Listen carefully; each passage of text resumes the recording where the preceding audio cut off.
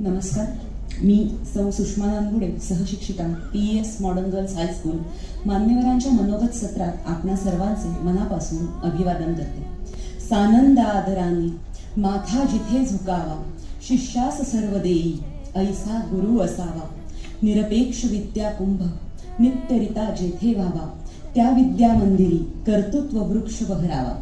मॉडर्नच्या प्रांगणातील गुणवंतांचा हा सत्कार सोहळा अनुभवताना एक गोष्ट सहज लक्षात आली, ती खूप महत्वाची असंच म्हणावं लागेल.